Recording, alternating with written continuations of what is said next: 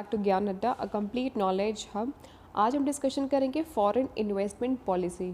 हम यूनिट 2 का part 5 discussion कर रहे हैं। हम पढ़ रहे हैं इकोनॉमिक पॉलिसी की टॉपिक, और इकोनॉमिक पॉलिसीज़ के अंदर में बहुत सारी पॉलिसीज़ हैं, जैसे कि हमने पिछले वीडियो में मॉनेटरी पॉलिसी पढ़ा, फिजिकल पॉलिसी पढ़ा।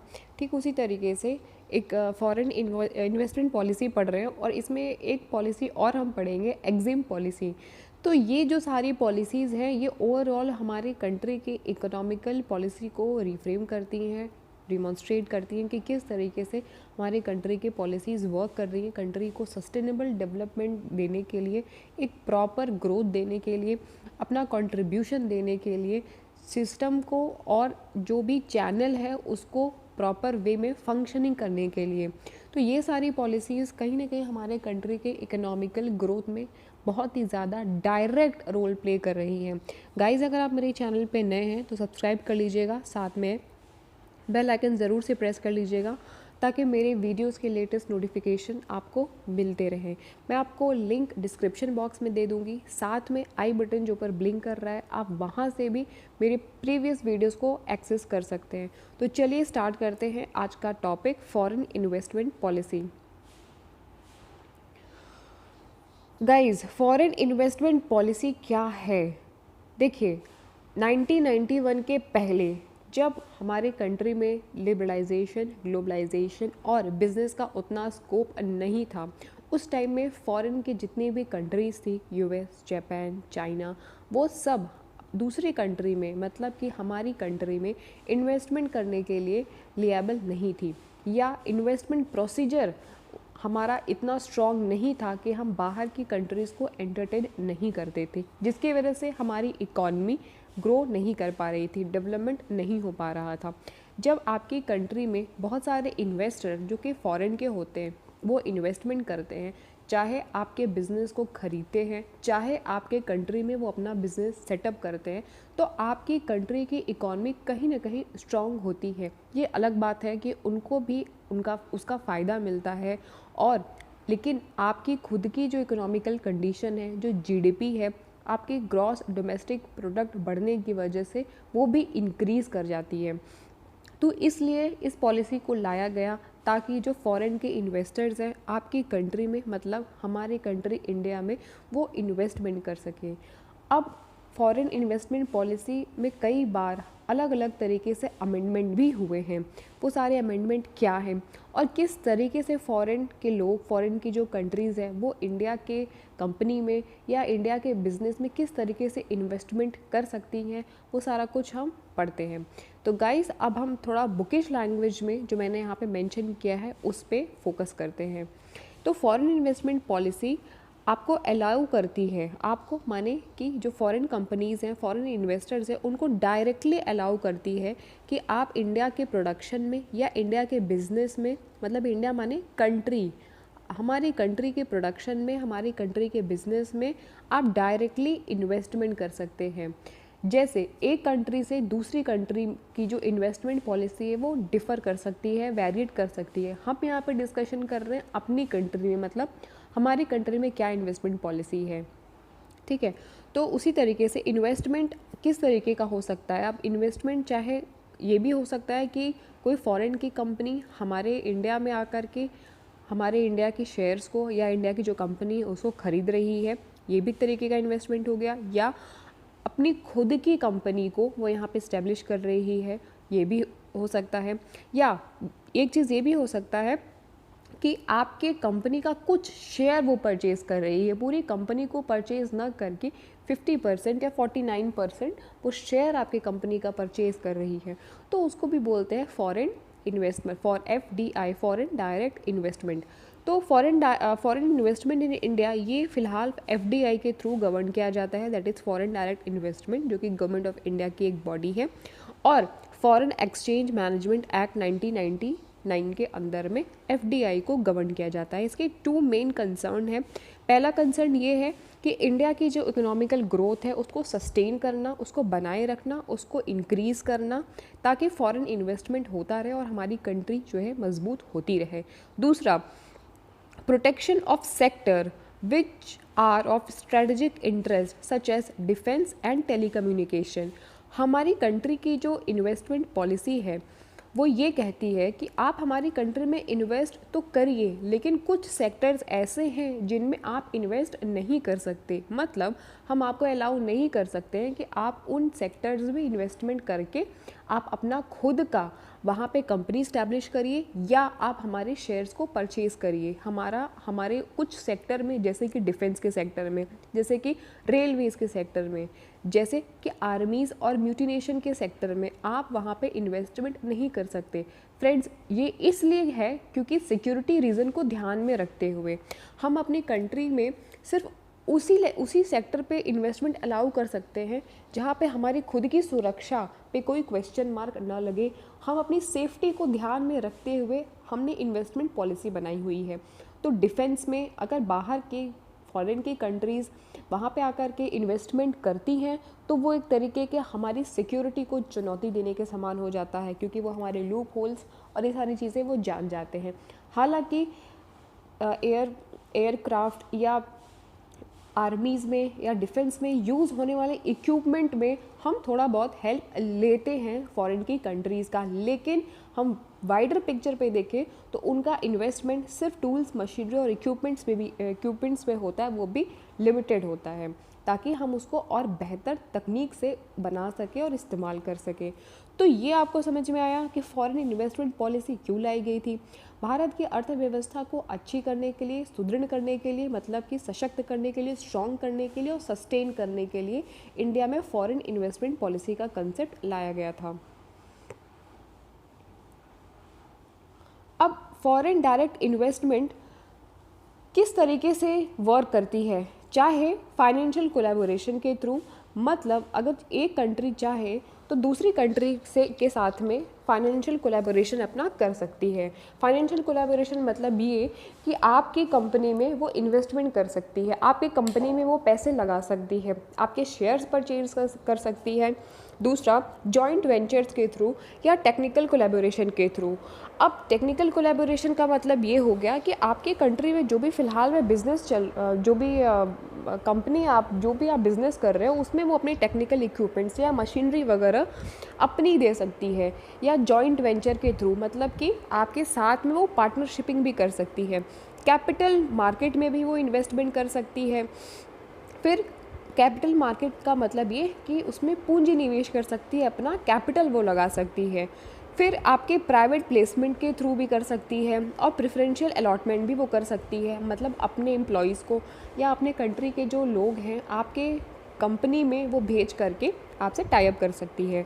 कुछ फॉरबिडन टेरिटरीज़ हैं, ये सारे कुछ ऐसे सेक्टर्स हैं जहाँ पे फॉरेन इन्वेस्टमेंट को एक्सेप्ट नहीं किया जाता है। जैसे कि हमारी कंट्री की जो एटॉमिक एनर्जी है, हम उसमें हेल्प नहीं ले सकते हैं, बाहर की किसी कंट्री को हम उसमें इन्वॉल्व नहीं कर सकते हैं for the purpose of security. Railways में नहीं करते हैं, कोल लिग्नाइट में नहीं करते हैं, आर्म्स एंड एम्यूनेशन में नहीं करते हैं, mining of iron, manganese, Chrome, gypsum, mining of sulphur, gold, diamond, copper, zinc, ये सारे कुछ ऐसे टेरिटरीज़ हैं जिनमें कि हम एक्सेप्ट नहीं कर सकते हैं बाहर की किसी भी कंट्री के पार्टनरशिपिंग को, क्योंकि ये फिर आपके कंट्री के सिक्योरिटी सिस्टम को चैलेंज करना स्टार्ट कर देती हैं। तो गाइज़, ये तो आपको समझ में आ गया कि हम कहाँ कहाँ इन्वेस्टमेंट करते हैं, किस किस तरीके से इन्वेस्टमेंट कर सकते हैं। अब अगर बाहर की कोई कंट्री आपके कंट्री में, मतलब कि अगर यूएस की कोई कंपनी है इंडिया में, अगर वो इन्वेस्टमेंट करना चाहती है तो वो करेगी कैसे? वो आरबीआई से सबसे पहले अप्रूवल लेती है कि मैं आपके कंट्री में इन्वेस्टमेंट करना चाहता हूँ, या मेरी ये कंपनी है, मेरी ये कंपनी आपके कंट्री में इस कंपनी में इन्वेस्टमेंट करना चाहती है। आरबीआई से अप्रूवल मिल जाता है अगर उसको, तो आरबीआई से उसको ऑटोमेटिकली अप्रूवल, उसमें बहुत ज़्यादा उसको फॉर्मेलिटी नहीं करनी पड़ती है और उसको आरबीआई अप्रूवल दे देती है कि आप हमारे कंट्री में, हमारी इस कंपनी में इन्वेस्टमेंट कर सकते हो। और अगर आरबीआई से अप्रूवल दो रूट से मिलता है, पहला तो एक आरबीआई देती है और दूसरा अप्रूवल मिलता है FIBP, foreign investment promotional board, ये अप्रूवल देती है। ये होता है नॉन ऑटोमेटिक अप्रूवल, मतलब आरबीआई के थ्रू तो आपको ऑटोमेटिकली अप्रूवल मिल जाता है इजी प्रोसेस से, लेकिन जब आप बड़े अमाउंट का इन्वेस्टमेंट करना चाहते हो तो आप नॉन ऑटोमेटिक अप्रूवल की तरफ जाते हो, जिसका एक लंबा चौड़ा प्रोसेस होता है। आपको वो प्रोसेस कंप्लीट करना पड़ता है। तकरीबन अगर आप 3,000 करोड़ के ऊपर का अगर आप इन्वेस्टमेंट कर रहे हो या लगभग उतना, तो आप FIBP के थ्रू जो है वो लेते हो, अप्रूवल लेते हो। गाइस, FIBP या RBI ये जो दोनों अप्रूवल देती हैं, ये प्रॉपर चेकअप करने के बाद में, ट्रांसपेरेंसी देखने के बाद में, जब तक ये फुल्ली सेटिस्फाइड नहीं हो जाती हैं कि कौन सी कंपनी है, कहाँ की है, कितना इन्वेस्टमेंट कर रही है, किस सेक्टर में कर रही है, क्यों कर रही है, पूरा इन्फॉर्मेशन लेने के बाद ही ये अप्रूवल प्रोवाइड करती हैं किसी भी फॉरेन इन्वेस्टर को या फॉरेन कंपनी को कि आप हमारी कंट्री में आकर के इन्वेस्टमेंट करो। गाइज़, मैं आपको यहाँ पे एक चीज़ और बताना चाहूँगी कि 2017 में अरुण जेटली जब फाइनेंस मिनिस्टर थे तो उन्होंने FIBP को रिमूव कर दिया था और इसको रिप्लेस किया था FIFP से। मतलब आज की डेट में FIBP एग्जिस्ट नहीं करता है। FIBP का फुल फॉर्म है फॉरेन इन्वेस्टमेंट प्रमोशनल बोर्ड। ये अप्रूवल प्रोवाइड करती है, लेकिन इसको रिप्लेस कर दिया गया है FIFP। इसका मतलब हुआ फॉरेन इन्वेस्टमेंट फैसिलिटेशन पोर्टल। यहाँ पे मैं नीचे लिख देती हूँ, फॉरेन इन्वेस्टमेंट, आप इसको पेन डाउन कर लीजिएगा क्योंकि मैं इसको अभी रिमूव भी कर दूँगी। फॉरेन इन्वेस्टमेंट फैसिलिटेशन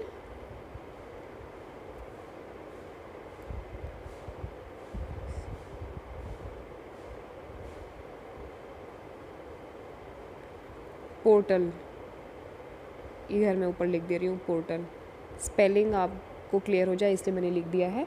इसको लाया गया था 2017 में, फॉरेन इन्वेस्टमेंट फैसिलिटेशन पोर्टल। ये क्यों लाया गया था और FIBP को क्यों हटाया गया था, थोड़ा सा अभी ये देख लेते हैं। देखिए, फॉरेन इन्वेस्टमेंट फैसिलिटेशन पोर्टल ये आपका ऑनलाइन पोर्टल है जो कि department of industrial policy and promotion DIPP के थ्रू एडमिनिस्टर्ड होता है। गाइस, मैं वापस से आपको बोल देती हूँ, प्लीज़ पेन डाउन कर लेना। फॉरेन इन्वेस्टमेंट फैसिलिटेशन बोर्ड को एडमिनिस्टर्ड किया जाता है DIPP, मतलब कि department of industrial policy and promotion. ये एडमिनिस्टर करती है फॉरेन इन्वेस्टमेंट फैसिलिटेशन बोर्ड को। ये सारा जो भी प्रोसेस हो रहा होता है, ये पूरा का पूरा आपका इकोनॉमिक अफेयर्स के अंदर हो रहा होता है। जो हमारी मिनिस्ट्री ऑफ कॉमर्स है वो पूरा ये सब चीज़ को डील करती है। तो मिनिस्ट्री ऑफ कॉमर्स के ही अंदर में ये सारी चीज़ों को हैंडल किया जाता है, पॉलिसी बनती है। और DIPP जो है ये इसको पूरा एडमिनिस्ट्रेट करती है। किसको? FIFP को। अब FIFP को लाने के पीछे क्या रीज़न था? ये रीज़न था कि पहले जो FIBP था ये 4 से 6 हफ्ते लेता था FDI को अप्रूवल देने में, और RBI तकरीबन लेता था 2 वीक। 2 हफ्ते में RBI अप्रूवल दे देती थी कि आप हमारे कंट्री में इस कंपनी में इन्वेस्टमेंट कर सकते हो। वही FIBP उसको प्रोवाइड करने में 4 से 6 वीक लग जाते थे। तो कहीं ना कहीं जो FIBP था, वो जो पॉलिसी, जो इंडस्ट्रियल पॉलिसी थी इसकी, वो थोड़ी सी बोल सकते हो लेट थी, थोड़ी सी स्ट्रॉन्ग नहीं थी, वीक थी। तो उन सारी चीज़ों को चैनलाइज करने के लिए, क्योंकि मॉडर्न टेक्नोलॉजी का ज़माना है, लेट हो रहा था, तो उस सिचुएशन में ट्रांसपेरेंसी लाने के लिए पोर्टल, मतलब ऑनलाइन प्लेटफॉर्म क्रिएट किया गया FIFP के थ्रू, और वहाँ पे सारी इन्फॉर्मेशन, सारी चीज़ें ऑनलाइन एक्सेस आप कर पा सकते हो। तो इसीलिए FIFP को लाया गया, just because to import greater transparency in approval process of FDI में जो अप्रूवल प्रोसेस है उसमें ट्रांसपेरेंसी लाने के लिए FIFP को इंट्रोड्यूस किया गया। And also to improve communication, reduced paper work, इसमें पेपर वर्क को रिडक्शन मिली, कम्युनिकेशन में इम्प्रूवमेंट मिली, and also to speed up processing and inform the investor through SMS and email. यहाँ पे हमने SMS के थ्रू और ईमेल के थ्रू अपने इन्वेस्टर से कॉन्टैक्ट, कम्युनिकेशन करना स्टार्ट कर दिया। Also we started to upload the approval letter, जो अप्रूवल लेटर होता है, जो भी अप्रूवल लेटर्स था इन स्टैंडर्ड फॉर्मेट में on the portal itself for the benefit of the investor. और इसका एक और बोल सकते हो बेनिफिट था या एक और एम था, to transmit the guidelines and press release to FDI policy to the investor through the portal. मतलब ऑनलाइन पोर्टल के थ्रू ये सारे काम किए जाने लगे। गाइज इसको आप पेन डाउन कर लेना, इसको आप लिख लेना, क्योंकि FIPB को अब रिप्लेस कर दिया गया है FIFP से। तो ये बहुत ही इंपॉर्टेंट कंसेप्ट है, ये 2017 में लाया गया था ये कंसेप्ट, और FIBP को अब पूरी तरीके से हटा दिया गया है, रिप्लेस कर दिया गया है। तो आपको ये तो समझ में आया कि अगर फॉरेन की कोई कंपनी है वो इन्वेस्टमेंट करना चाहती है इंडिया में, तो वो किस तरीके से कर सकती है। ये 2 रूट से कर सकती है, RBI के थ्रू और FIFP के थ्रू कर सकती है, क्योंकि FIBP को अब रिमूव कर दिया गया है। यहाँ पे मैंने आपको थोड़ा सा ट्रेंड और आउटलुक समझने के लिए कुछ चीज़ें यहाँ पे मेंशन करी हुई हैं। FDI 1991 के पहले कुछ इकोनॉमिक रिफॉर्म हुए, और उस इकोनॉमिक रिफॉर्म का एक पार्ट फॉरेन इन्वेस्टमेंट पॉलिसी भी है। और जैसे कि पहले का सिस्टम क्या था, थोड़ा सा उस पर हम नज़र डाल देते हैं कि पहले FDI के पहले, फॉरेन इन्वेस्टमेंट पॉलिसी के पहले जितने भी होल्डिंग्स थी या फॉरेनर्स अगर कोई इन्वेस्टमेंट करना चाहते थे तो प्रोसेस काफ़ी स्लो था, काफ़ी सारी लिमिटेशंस थी, और FDI ने कुछ ही लोगों को सिर्फ अलाउ किया था, कुछ ही लोगों में जैसे कि जो रिसर्च टीम है उनको अलाउ किया था कि आप हमारे कंट्री में रिसर्च कर सकते हो, लेकिन वो पूरी तरीके से इन्वेस्टमेंट का ग्राउंड नहीं था हमारी कंट्री में। हमारी कंट्री का जो डेवलपमेंट था, बाहर की कंट्रीज़ चूँकि टेक्नोलॉजी अपडेटेड थी और हर एक तरीके से वो डेवलप थी, तो उनका यूज़ हम नहीं कर पा रहे थे। तो इसीलिए 1991 में फॉरेन डायरेक्ट इन्वेस्टमेंट पॉलिसी को इंडिया में इंट्रोड्यूस किया गया, ताकि ऑटोमेटिक जो प्रोजेक्ट्स हैं वो लाए जा सके, फॉरेन इक्विटी को इस्टेब्लिश किया जा सके। और उस टाइम पे 51% रखा गया, परसेंटेज की 51% किसी भी कंपनी में अगर फॉरेन के इन्वेस्टर्स जो हैं कुछ सेक्टर्स को छोड़ के इन्वेस्टमेंट अगर करना चाहते हैं तो मैक्सिमम 51% वो इन्वेस्ट कर सकते हैं। कुछ कुछ सेक्टर्स में 49% रखे गए थे, और बहुत सारे सेक्टर्स में कुछ सेक्टर में 51% रखे गए हुए थे। तो फॉरेन जो पॉलिसी थी, मतलब फॉरेन डायरेक्ट इन्वेस्टमेंट जो था वो अलाउ किया गया कि आप अपने हिसाब से टेक्नोलॉजी को चूज़ कर सकते हो, कौन सी टेक्नोलॉजी आपको यूज़ करनी है। ये कुछ जगह दिए हुए हैं, जैसे कि आप यहाँ पे स्क्रीन पे चेक देखिए कि foreign FDI allows freedom of location, choice of technology, repatriation of capital and dividend. मतलब इन सब चीज़ों में आपको पूरा फ्रीडम रहता था कि आप ये सारी चीज़ों में अपने हिसाब से देख सकते हो कि आपको कितना इन्वेस्टमेंट करना है, कितना कैपिटल जो है आपको अपने कंट्री में लेके जाना है। रिपैट्रिएशन ऑफ कैपिटल का मतलब कि वो कैपिटल जो कि आप अपने कंट्री में लेके जाना चाहते हो, प्रॉफिट।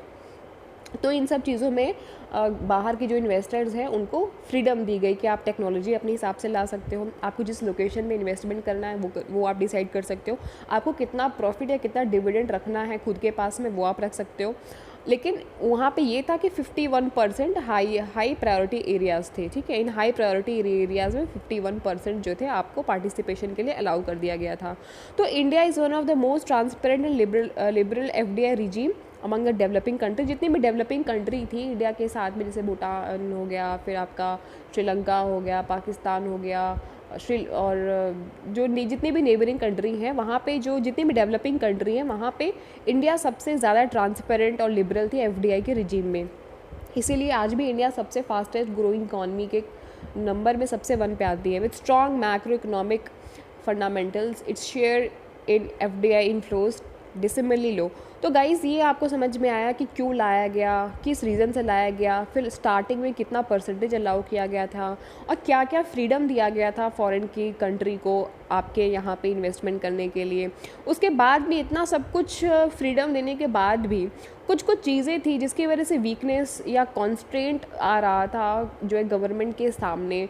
पॉलिसी और रेगुलेटरी फ्रेमवर्क कुछ ऐसे बनाए गए थे कि जो कि रिस्ट्रिक्ट कर रही थी FDI को।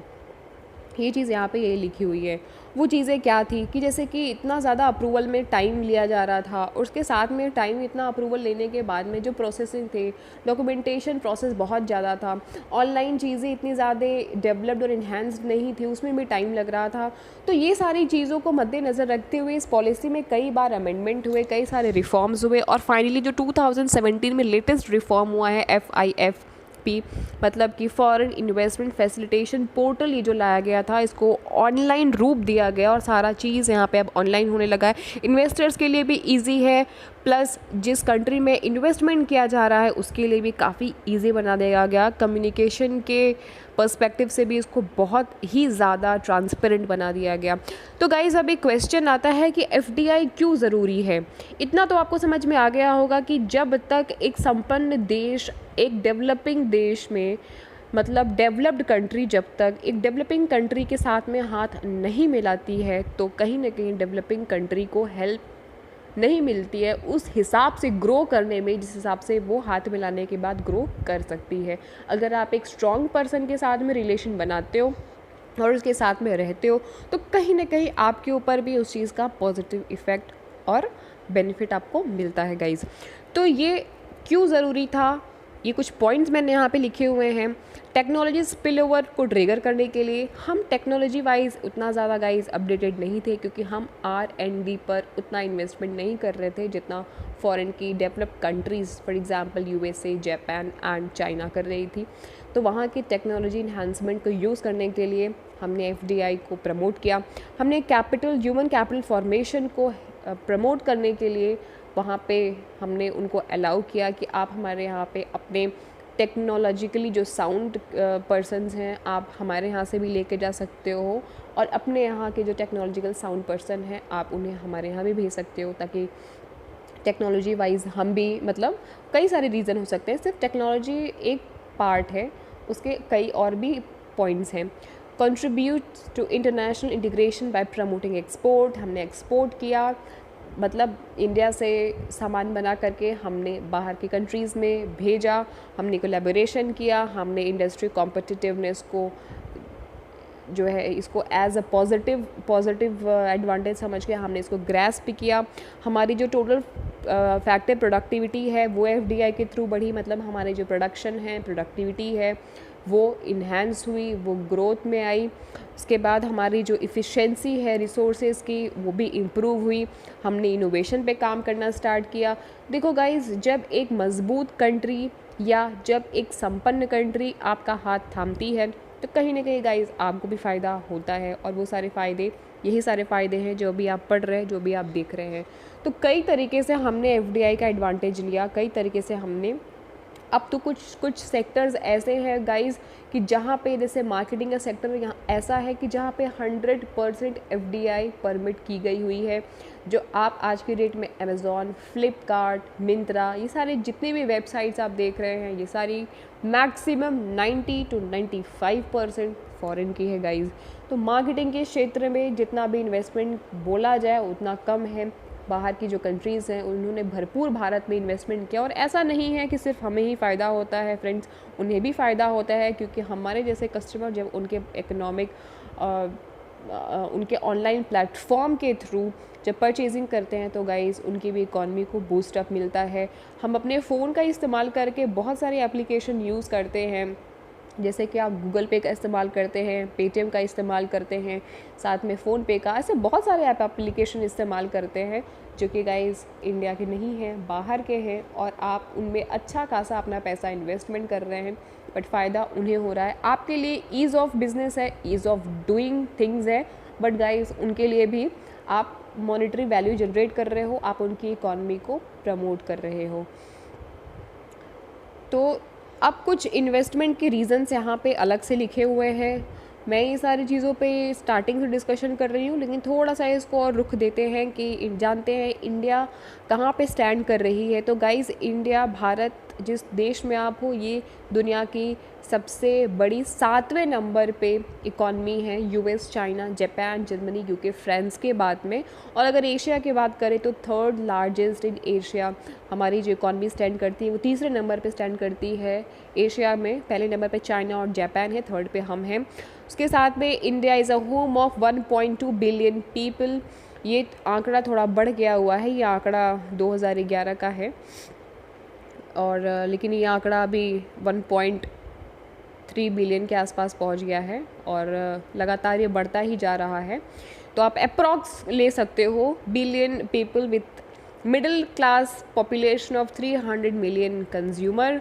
साथ में India is a open economy, हमारी जो इकॉनमी है वो ओपन है, मतलब कोई भी कंट्री जान सकती है, कोई भी देश ये जान सकता है कि हमारे पास में कितना रिज़र्व है, हमारे यहाँ इन्वेस्टमेंट करेंगे तो उनको कितना फ़ायदा होगा, कितना नुकसान होगा, हमारी पॉलिसी क्या है, क्योंकि हम कोई भी चीज़ छुपा नहीं रहे हैं। हमारी इकॉनमी ओपन इकॉनमी है। क्लोज्ड इकोनॉमी चाइना ने कुछ सालों तक रखी थी और उस टाइम में चाइना ने रिवील नहीं किया था कि कितना रिज़र्व उसके पास में है, कितना स्ट्रॉन्ग उसके पास में चीज़ें हैं।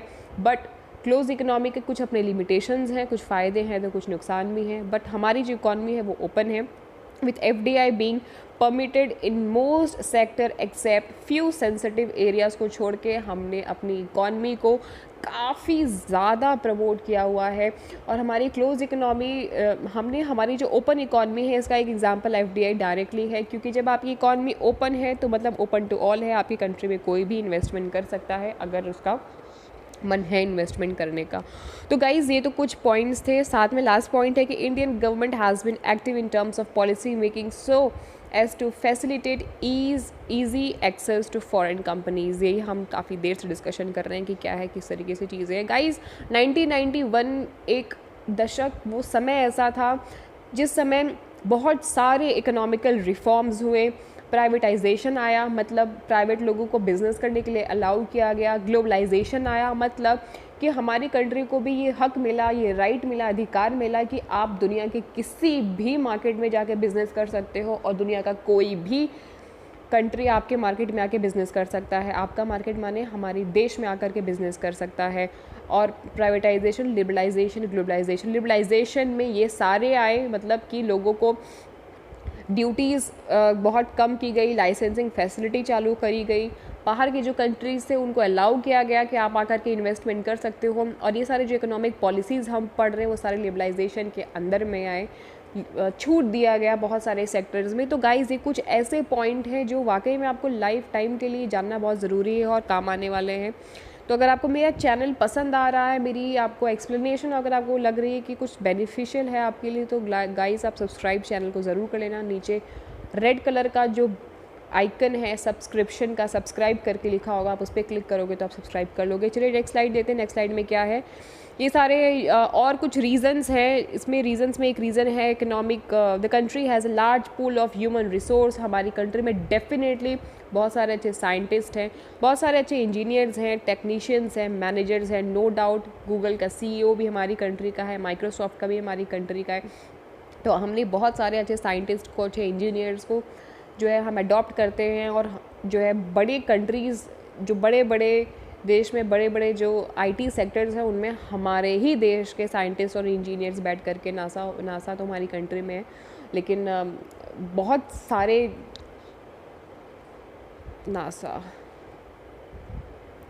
नासा US की है, सॉरी, इसरो अपनी कंट्री का है। तो नासा में बहुत सारे जो हमारे कंट्री के साइंटिस्ट और इंजीनियर्स और बाकी और लोग वहाँ पे आज भी वर्किंग में हैं। तो गाइज़ हमारा जो कंट्री वो नेचुरल रिसोर्सेज से भी बहुत ज़्यादा फुलफिल्ड है। यहाँ में बहुत सारे मिनरल्स हैं, एग्रीकल्चर वाइज भी हमारी कंट्री काफ़ी प्रॉस्परस है, हमारे पास में अच्छे खासे रिसोर्सेज हैं जो कि और कंट्री के तुलना में हम भी उनके लिए एज अ रिसोर्स बन जाते हैं। उनको रिसोर्स चाहिए होता है तो वो हमसे डीलिंग करते हैं, हम एक्सपोर्ट करते हैं अपने एग्रो प्रोडक्ट्स को, मिनरल्स प्रोडक्ट को। साथ में मैन्युफैक्चरिंग भी largest, India has a one of the largest manufacturing sector in the world में लार्जेस्ट मैन्युफैक्चरिंग यहीं पे होती है, spanning almost all areas of manufacturing activities. क्योंकि इंडिया में लोग बहुत ज़्यादा है, कंजम्पशन बहुत ज़्यादा है, प्रोडक्शन बहुत ज़्यादा है, डिमांड बहुत ज़्यादा है, तो उस हिसाब से हम सप्लाई करते हैं, हमारे रिसोर्सेज भी अच्छे खासे हैं। डेमोक्रेटिक कंट्री होने के साथ साथ में यहाँ पे लीगल और अकाउंटिंग सिस्टम सोफिस्टिकेटेड है। गाइज हमारा जो लीगल सिस्टम है अगर एक रियलिटी पर्सपेक्टिव से देखें तो कुछ सही है लेकिन कुछ स्लो प्रोसेस भी है। तो लीगल सेक्टर में आज भी गाइज बहुत सारे रिफॉर्म्स होना रिक्वायर्ड है, इम्पॉर्टेंट है। लेट्स सी, देखते हैं कि कब वो सारे रिफॉर्म्स होते हैं, बट वो हमारे इस पॉलिसी का एक पार्ट है बस। नेक्स्ट है free and full repatriation of capital, technical fee, royalty and dividend. Repatriation का मतलब होता है कि आप, रिपैट्रिएशन मतलब स्वदेश लेके जाना, किसी चीज़ को अपने देश में लेकर के जाना, या अपने देश में आप कैपिटल को लेके जा सकते हो। तो ये सारे जो FDI के प्लस पॉइंट्स थे, रीज़न्स थे कि आप क्यों इन्वेस्टमेंट करना चाहते हो। अगर आप हमारे कंट्री में इन्वेस्टमेंट करते हो तो हम आपको बैन नहीं करते हैं, आपको प्रोहिबिट नहीं करते हैं कि आपको कितना कैपिटल लेके जाना है। आपको हमने फ्री करके रखा है कि आप फुल रिपेट्रिएशन ऑफ कैपिटल अपने कंट्री में लेके जा सकते हो। बट ऐसा होता नहीं है, क्योंकि कंपनी की अपनी खुद की कुछ पॉलिसीज़ होती हैं जिनको देख करके आदमी को अपना सारी चीज़ें करना पड़ता है। ये कुछ डेटा आपके सामने है जिसमें कि इंडिया में 10 बिगेस्ट इन्वेस्टिंग कंट्रीज़ को दिखाया गया हुआ है। ये डेटा DIPP दैट मीन्स कि department of industrial policy and promotion ने पब्लिश किया हुआ है, और FDI के थ्रू ये सारे डेटा जो है वो दिए गए हुए हैं। ये डेटा हर 2 साल में चेंज हो जाता है, लेकिन तकरीबन बहुत सारे साल से जो सिंगापुर है वो नंबर 1 पे बना हुआ है हमारी कंट्री में इन्वेस्टमेंट के पर्पज़ से। सेकंड पे मॉरिशस है, नीदरलैंड थर्ड पे है, फिर US फोर्थ पे है, फिफ्थ पे जापान है, सिक्स्थ पे UK है, सेवन्थ पे UAE है, एट्थ पे जर्मनी, नाइन्थ पे फ्रांस एंड लास्ट है सिप्रस 10th पे। तो ये सारे कुछ कंट्रीज़ हैं जो कि हमारे कंट्री में FDI के थ्रू इन्वेस्टमेंट करती हैं, और इनका बहुत सारा रोल है हमारी कंट्री के डेवलपमेंट में, और ख़ुद का इनका भी फ़ायदा है। ऐसा नहीं है कि सिर्फ हमारा ही फ़ायदा है। बट आप एक मोटा मोटी स्टार्टिंग के 5 कंट्रीज़ का नाम याद कर सकते हैं, Singapore, Mauritius, Netherland, USA and Japan. ये माइंड पे आप रख सकते हैं। तो ये तो कुछ कंट्रीज़ हो गई, और आई होप कि आपको काफ़ी कुछ समझ में आया होगा कि किस तरीके से इन्वेस्टमेंट इंडिया में किया जाता है, कौन से रूट हैं जिनके थ्रू इन्वेस्टमेंट अलाउड है, किस तरीके से इन्वेस्टमेंट के बेनिफिट्स इंडिया ले रही है, साथ में और भी कंट्रीज़ ले रही हैं। आई होप कि आपको ये वीडियो काफ़ी अच्छा लगा होगा, काफ़ी कुछ आपको सीखने को मिला होगा, पसंद आया होगा तो लाइक कर लेना और सब्सक्राइब ज़रूर कर लेना। मिलते हैं हम नेक्स्ट वीडियो में। एक पॉलिसी और है जिसको हम पढ़ेंगे, एग्जिम पॉलिसी, और उसके बाद में हम इस यूनिट के अलग टॉपिक पे, नेक्स्ट टॉपिक पे जंप करेंगे। आप मेरे बिजनेस एनवायरनमेंट के और भी वीडियोस को एक्सेस कर सकते हैं प्लेलिस्ट में जा करके, नहीं तो आप डिस्क्रिप्शन बॉक्स में लिंक से जा सकते हैं, नहीं तो आप ऊपर आई बटन के थ्रू भी आप एक्सेस कर सकते हैं। Thank you guys for watching this video.